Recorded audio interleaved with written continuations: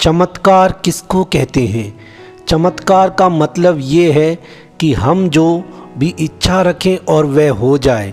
चमत्कार वह है जिस भगवान को आप मानते हो या जिस देवी देवता पर आपको विश्वास है, वही विश्वास आपका चमत्कार बन जाता है और आपके जो काम हैं या जो तकलीफ़ है वह दूर हो जाती है। ये कहानी आपको समझाएगी कि चमत्कार क्या होता है। एक छोटी लड़की भगवान भोलेनाथ पर बड़ा विश्वास रखती थी। उसने गुल्लक से सब सिक्के निकाले और उनको बटोर कर जेब में रख लिया। निकल पड़ी घर से। पास ही एक मेडिकल की दुकान थी। उसके जीने से धीरे धीरे चढ़ गई ऊपर। वो काउंटर के सामने खड़े होकर बोल रही थी, पर छोटी सी लड़की किसी को नज़र नहीं आ रही थी।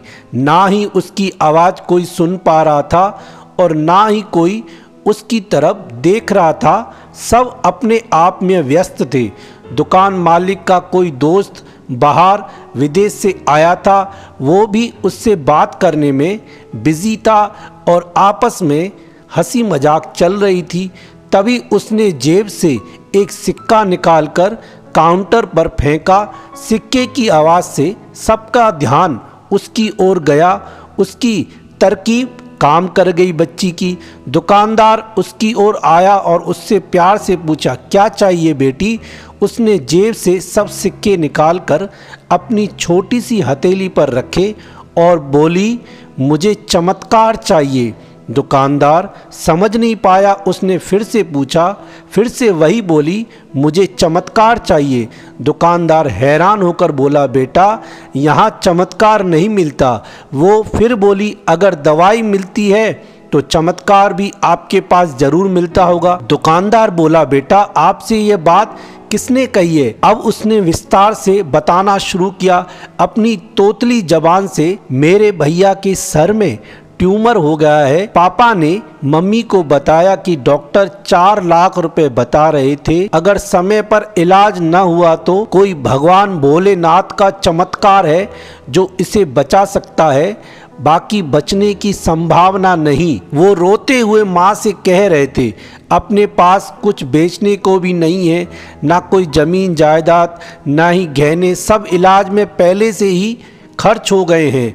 दवा के पैसे बड़ी मुश्किल से जुटा पा रहे हैं। वो मालिक का दोस्त उसके पास आकर बैठ गया और प्यार से बोला, अच्छा कितने पैसे लाई हो तुम? चमत्कार खरीदने के लिए कितने पैसे हैं तुम्हारे पास?